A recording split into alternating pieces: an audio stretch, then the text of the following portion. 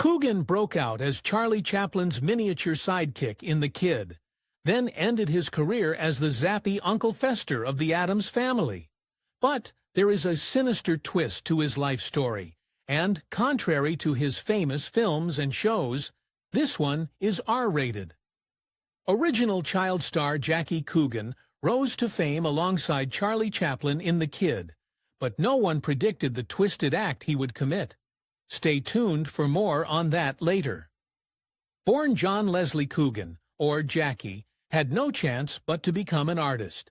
His father John and mother Lillian were both actors. In particular, his mother had been a child star in her own day. As a result, Jackie came into the world, and his parents instantly started prepping him for the stage. In fact, they had a brilliant and dangerous idea. The family business was in vaudeville, and the Coogans loved to perform comedic songs and dances on stage. They knew just what to do with Jackie. Everybody loves a baby, so they plopped him in front of an audience when he was just an infant, making him part of their act. It became clear to everyone who saw little Jackie on stage that he was what show business called a triple threat. But he had something more. Not only could he sing, dance, and act, he was also full of charm and possessed a wide, guileless face. By the age of 5, the little dynamo was even performing at the Orpheum Theater, and that's when his life completely changed. One night at the Orpheum, destiny came for Jackie Coogan. While the little boy was performing the popular dance move, the Shy Me, a very important person was watching from the audience, wrapped with the rapscallion. One other than Charlie Chaplin witnessed Jackie's charm and knew he had to use him somehow. This one little dance move kick-started an enormous change for Coogan, one that would define his life. Chaplin soon signed on Coogan for a major part in his upcoming film The Kid, where Jackie would star alongside the silent film legend as the titular kid. To say it was a breakout role would be an understatement. The part turned Jackie Coogan into the first true child star in film history. Yet there is a heartbreaking detail to Coogan's kid role that few know about. The Kid is an enormous part of Coogan's legacy today, but the film has a dark secret at its heart. Coogan and Chaplin's characters have a deep, lasting relationship in the film, and film historians believe Chaplin focused on this bond while shooting, because he had lost his own infant son just days before filming began. It was the first tragedy Coogan was ever connected with, and it would not be his last. Coogan came out of The Kid as the most famous child in the world, and even bigger parts, like playing Oliver in 1922's Oliver Twist, quickly came his way. He was now just 8 years old, and he was everywhere. His face adorned scads of merchandise, from peanut butter jars to stationery. Yet this early fame came with a huge, disturbing downside. During these years, Coogan raked in an unfathomable amount of money, multiple millions to be exact. And although he wasn't able to really spend any of it until he turned 21, the little boy was certainly aware of his fame and success. He quickly grew a diva attitude match, once saying, "Other boys went to see Babe Ruth. Babe Ruth came to see me." But even his healthy ego didn't save him from one harrowing event. During his mega-famous childhood, Coogan was in the middle of a terrifying disaster. In November 1920, a car he was a passenger in crashed into a tree. While his fellow riders were mostly safe, Coogan didn't get so lucky. His injury, a skull fracture, was so serious that medics thought he wouldn't make it and were in awe of his recovery. But there was another turning point in Coogan's future. Coogan's young fame continued well into the 1920s, but by the 1930s, he had turned into a gangly teen, with little traces of the cherubic boy people had fallen in love with in The Kid. As a result, his star began to fade, and he booked fewer and fewer jobs. But don't go thinking Coogan left behind the drama. Instead, it exploded. In May of 1935, Coogan was 20 years old and driving back home from a day of dove hunting with his father, best friend, and a few others. Then it all went so wrong again. Coogan's father, trying to avoid an oncoming vehicle, swerved off the mountain highway. The results were catastrophic. This misty day in May became the single saddest day of Coogan's life. Coogan miraculously managed to survive this second car accident, but no one else did. In that one instant, he lost both his father and his best friend, plus some trusted adults. Most of the people he called family were no more. Yet the horrible news just kept on coming for Coogan. In October of 1935, just 5 months after his father perished in the car accident, Coogan turned 21 at last. Remember, this was the magic year that would give Coogan full access at last to his massive amounts of money he'd made during his time as a child star. Thankfully, his father had always managed the money well, and Coogan believed it was all still intact. But if he thought it was going to be smooth sailing from here on out, all I can tell you is he was very wrong. Just a year after the accident, his mother Lillian remarried, this time walking down the aisle to a man named Arthur Bernstein. Still, this story gets more unpleasant. In case it wasn't weird enough to watch his mother move on so quickly from his father's violent demise, Coogan's new stepfather also came with baggage of his own. Namely, Bernstein had been, and still was, the Coogan's financial advisor, and had helped caretaker all of Jackie's money. If that sounds ominous to you, well, hold on to your hat. Shortly after his momentous 21st birthday, Coogan decided that yes, he'd very much like access to his money, please. The answer horrified him. His mother and evil stepfather refused to let him have it. They claimed that his acting was just playing and that no promises were ever made to give Jackie anything. In fact, his mother even called him a bad boy to justify her stealing his earnings. And that was just the tip of the iceberg. Not content to deprive Jackie of his money, his mother and stepfather also started spending it with alarming enthusiasm. Together, they blew through the fund, buying fur coats, enormous jewels, and luxury cars. All the while, Jackie didn't see a cent of it. Some of Coogan's last family members on Earth had betrayed him, and he saw only one painful way forward. Brought to the end of his rope, Coogan made a difficult decision. He went ahead with a lawsuit against his own mother for the money he was owed, or at least what was still remaining in his accounts. It fired up the entire nation, with the New York Herald-Tribune quipping that Mr. and Mrs. Bernstein will never be serious contenders for the title of Mr. and Mrs. America. Yet, just as the trial was heating up, something unexpected occurred. For exclusive perks like early access to new videos, priority replies to your comments, and to have your say on future content, consider becoming a Factor 8 member. On top of that, your support helps keep the channel going. Click the link in the description for more details. In the midst of his mommy issues, against all odds, Coogan fell in love. Yes, his timing was horrible, but his taste wasn't. He fell in love with the famous pin-up girl and actress Betty Grable, who was one of the most beautiful women in a city full of beautiful women.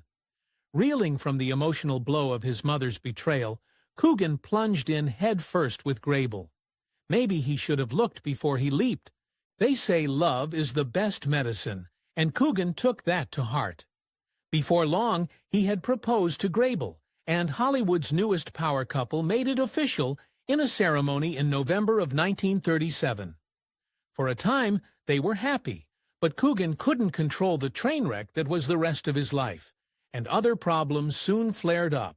As Coogan's case against his mother and stepfather dragged on, he had to face a heartbreaking reality. Lawyers were expensive, and given the nature of his case, he didn't exactly have access to much money. Soon enough, Coogan realized he was broke, with barely enough to support himself, let alone his new wife. So he made a desperate plea. Miserable and dejected, Coogan went to his old father figure, Charlie Chaplin, for financial help. Chaplin, who grew up poor and knew what the filmmaking grind was like, immediately handed over his old friend a hefty $1,000 to help with the court fees. But neither Chaplin nor his money could save Coogan from the emotional and physical devastation that was on the horizon. The gruesome court battle was destroying Coogan. His sorrow not only took away his sparkly childhood memories, but he also started to lose his beautiful light hair that had been beloved since his first appearance on the big screen. He could no longer recognize the bald man in the mirror. But this was actually the least of his problems. Discovering that your own mother has selfishly spent all of your earnings will do a number on you, and it certainly did a number on Coogan. Around this time, he took up drinking like it was an Olympic sport, and was very clearly suffering from depression brought on by all the betrayal and stress. But when his case finally came to an end, it was like nothing he had predicted. In the year 1939, Jackie Coogan made history. The court battle with his mother finally ended with Coogan as the victor. With the ruling came the Coogan Act, which stopped greedy guardians from fleecing their child actors. It was one of Coogan's biggest contributions to society. But there was an underbelly to all this you wouldn't believe. Coogan should have been triumphant at the closing of his court case, but the truth is, he didn't have much to be triumphant about. His lawyer's fees were astronomical, but more than that, by the time he finally did gain access to his fund, his mother and stepfather had all but cleared it out. Out of the multi-millions he started with, he only ever saw $126,000. Then there were less obvious wounds. When giving advice to other child stars, Coogan spoke 4 poisonous words. He would adamantly say, "Stay away from mothers." It wasn't easy for Coogan to trust women again, and he was about to go through a devastating experience with another woman in his life. Coogan's court case may have wrapped up, but the rest of his life was falling apart. On the verge of his 2nd anniversary with Betty Grable, Coogan and his pin-up-a-girl finally came to terms with their failing marriage. With Coogan depressed, drinking and stressed all the time, the last 2 years had been full of misery, and there was no way for them to shake it off. The couple filed for divorce on October 11, 1939. Coogan went right on the rebound. Shortly after his divorce, World War II really began heating up in Europe. Single and restless, Coogan decided to join the U.S. Army, eventually becoming a glider pilot sent in to do dangerous missions. Yes, Coogan was still in his 20s and already acting like he was in a full-blown midlife crisis. Apparently, child stardom will do that to you. Unfortunately, his next actions didn't help matters. Around this time, Coogan still liked to indulge in his old Hollywood lifestyle and frequented many Los Angeles clubs for a late-night tipple, while schmoozing around at the Florentine Gardens Review one evening. He met and fell for a cigarette girl named Flower Perry. She was nearly a decade younger than him and still a teenager. But the Coogans weren't famous for rational decision-making. In fact, Coogan was about to make another ill-advised choice. On August 10, 1941, Coogan took off his military uniform and put on a tuxedo, marrying the 19-year-old Perry in the blink of an eye. It was a fast love, fast marriage, and even faster honeymoon. Coogan went back to his training camp a day after their wedding. Then again, there might have been a big reason for his haste. Though an outsider probably couldn't tell, on the day of their wedding, Flower Perry was very likely pregnant. After all, she gave birth to a son, John Anthony Coogan, less than 7 months after their church bells rang. Like it or not, Coogan now had a small, young family to support. But life wasn't done throwing him curveballs. Just months after Coogan married Perry, Pearl Harbor happened, and the United States plunged into World War II. Suddenly, Coogan was too busy performing fighting duties to be around the house much anymore, even though this was exactly when his wife and son needed him the most. And when he could get away from the fight, his actions were far from honorable. When Coogan did go back into town, his first priority had more to do with popping champagne than changing diapers. In fact, his young wife often read about him being out at Hollywood nightclubs and on benders for days on end. Yet, when he'd finally show up at their doorstep, he'd lie and tell her he'd just gotten in. In June 1943, Perry had had enough and divorced him. Still, Coogan didn't take this as a wake-up call. In a way, he just regressed further. After World War II, the world changed. Yet Coogan's love for acting didn't. So he packed his suitcase and returned his uniform, ready to get back on the big screen. He already knew there was no real way to get back to the sweet little boy he once was in The Kid. Instead, he asked, did Hollywood want a bald man with many battle scars to his name? At first, that answer crushed him. When Coogan came home, his job hunt didn't go as well as he had hoped. In the 1950s, he only landed on small roles for TV shows. He faced a cold, hard truth. The child megastar had officially become a C-list actor in Hollywood, so Coogan did what he did best. He tried to survive. He played in as many shows as he could, and then his second big break came along. In 1964, after years and years of grinding, Coogan landed the role that would make him a household name twice over. He played the exuberant Uncle Fester in ABC's sitcom, The Addams Family. Although he was now approaching middle age, Coogan still retained some of that impish spark that had made him famous all those years ago. And it was perfect for the prank-loving Addams uncle. Ironically, Uncle Fester was also famous for his bald look. So at least Coogan could accept his shiny dome completely, but Coogan had an even deeper connection to the part. By the time Coogan was portraying Uncle Fester, his life had put him through the absolute ringer. In fact, his personal journey from childhood to adulthood seemed to mirror his professional trajectory. As he once jokingly said of his time as Uncle Fester, "I used to be the most beautiful child in the world, and now I'm a hideous monster." Jokes aside, however, Coogan once confessed that Fester was his favorite role ever, even above his breakout part in The Kid. There seems to be a pattern in Coogan's life. In stages of his life where he didn't know what to do, he stepped into marriage. In 1946, when he was still struggling to make it as an adult actor, he married his third wife, Anne McCormick. She became the mother of Coogan's second child, Joanne Dalliver Coogan. Yet, like so many of his other marriages, this one imploded. After 5 years, the pair parted ways in 1951. Only at long last, Coogan was about to have a lucky romantic break. They say that the fourth time is the charm, and this proved true for Jackie Coogan, too. When he met Dorothea Hanson, a gorgeous dancer, it was love at first sight. With Hanson, Coogan had finally found something lasting. The couple went on to have 2 children together and no divorce.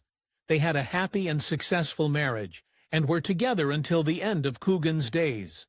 Sadly, though, Coogan was about to find out that those days were tragically numbered. Jackie Coogan had delighted audiences since he was an infant, but the little rapscallion didn't get to delight them for very long as an adult. When he was just 69 years old, the Grim Reaper and his battered heart came for him. He passed from heart failure in 1984 in Santa Monica, California. His body now rests at the Holy Cross Cemetery in Culver City, California. In 1972, Coogan experienced one of the proudest moments of his life. That year, his old co-star, Charlie Chaplin, received a Lifetime Achievement Award at the Oscars and had come over to America after long years in exile. Coogan hadn't seen the screen legend in decades and must have wondered how the reunion would go. The answer? Adorably. Coogan was in line with a group of other people greeting Chaplin at the airport, but the elder actor met most of these people with polite yet cold handshakes. When he got to Coogan, everything changed. The funny legend was excited to see his precious, talented boy. As he approached Coogan, he said, "You know, I think I would rather see you than anybody else." When his career was going down as an adolescent, Coogan tried his hand at school, eventually attending Santa Clara University. While there, he befriended Brookhart, the son of a prominent department store owner in San Jose, California. It was the beginning of an enormous scandal. That's because in an instant, Hart and Coogan's lives turned into a national nightmare. In November of 1933, Coogan's friend Hart was kidnapped.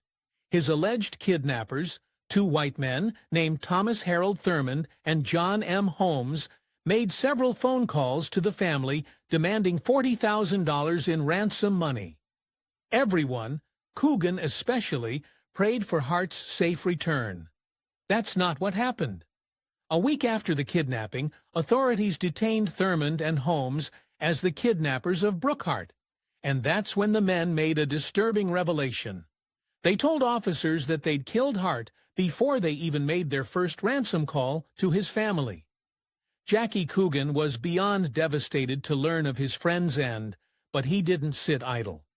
His grief led him to a chilling act.